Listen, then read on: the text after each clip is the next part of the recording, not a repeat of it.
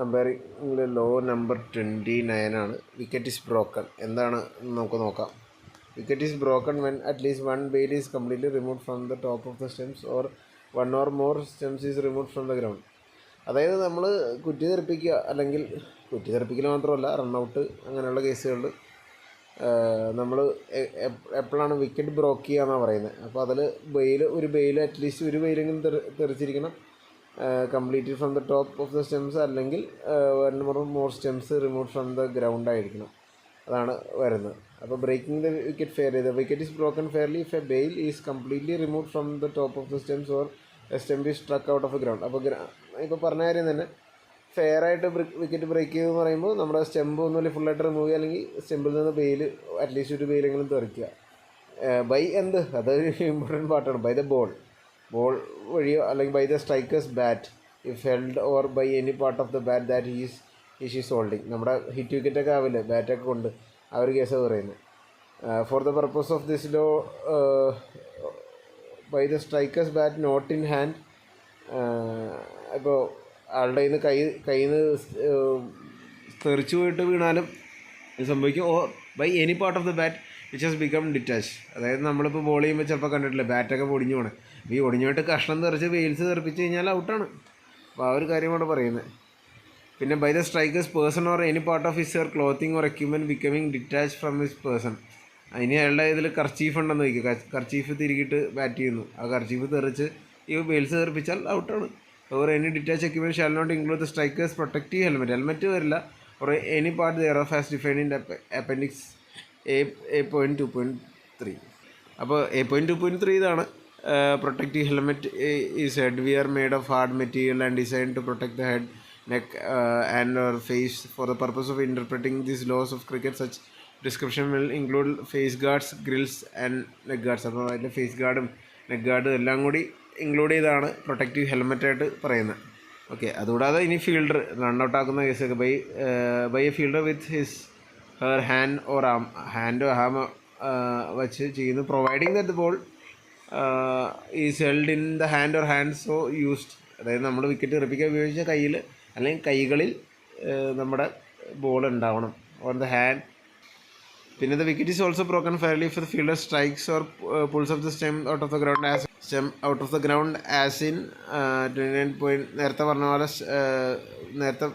പോലെ തന്നെ സ്റ്റെമ്പ് പൊക്കിയെടുക്കുന്ന കേസുകളാണ് പറഞ്ഞത്. വിത്ത് ഹാൻഡിൽ ഈ ബോൾ വേണമെന്നുള്ള കാര്യം നിർബന്ധമാണ്. The disturbance of the bail, whether temporary or not, shall not constitute its complete removal. Just ball touch ചെയ്യുമ്പോഴത്തേക്കും ബെയിലൊന്ന് ജസ്റ്റ് ഒന്ന് ഡിസ്റ്റർബ് ചെയ്താലൊന്നും പറഞ്ഞിട്ട് കാര്യം. From the shall not constitute its complete removal from the top of the stems. But if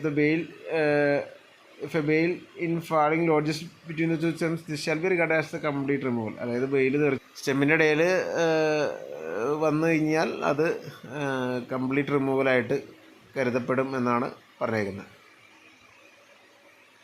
One bail off. If one bail is off, it shall be sufficient for the purpose of breaking the wicket to remove the remaining bail. അതായത് ഇപ്പോൾ ഒരു run out ആകുന്ന chance, ഒരു bail തെറിച്ച് കിടക്കണം, മറ്റേ bail ഉണ്ടെങ്കിൽ അത് തെറിപ്പിച്ചാൽ മതി. Or to strike or pull any of the 3 stems out of the ground in any of the waste. അല്ലാണ്ട് ഇപ്പോൾ വേണമെങ്കിൽ നമുക്ക് അല്ലെങ്കിൽ സ്റ്റെമ്പ് പൊക്കിയെടുക്കണം, വിത്ത് ബോൾ കയ്യിലുണ്ടാവണം. Remaking the wicket. If the wicket is broken while the ball is in play, it shall not be remade by an umpire until the ball is dead. Ball dead ആവാതെ അമ്പയറിന് wicket തിരിച്ച് വെക്കാൻ പറ്റില്ല. അപ്പോൾ നമുക്ക് ഏതെങ്കിലും run out ആക്കണമെങ്കിൽ ഫീൽഡറിന് വന്ന് വേണമെങ്കിൽ any fielder may however while the ball is in play replace a bail or bails on to stumps. അപ്പോൾ അയാൾക്ക് തിരിച്ച് ബെയിൽസ് ഇതൊക്കെ വെച്ചിട്ട് പിന്നെ റണ്ണൗട്ട് ആക്കാനുള്ളൊരു ചാൻസ് ക്രിയേറ്റ് ചെയ്യാം.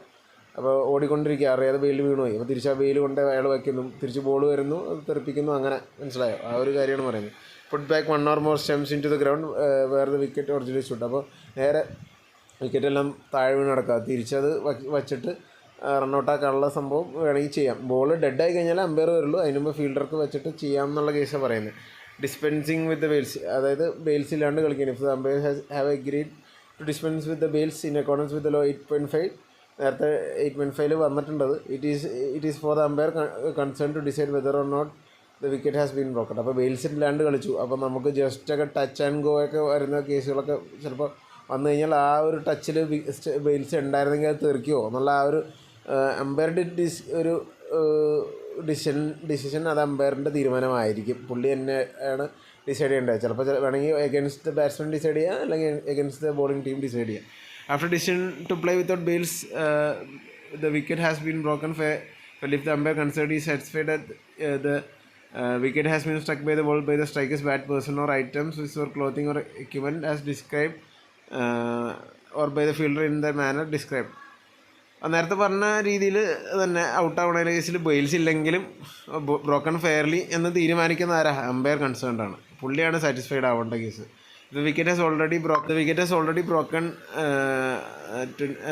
29.5.1. നേരത്തെ പറഞ്ഞ shall apply to any stump or stems still in the ground. Any fielder may replace a stump or stems in accordance with 29.4 in order to have an opportunity of breaking the wicket. അപ്പോൾ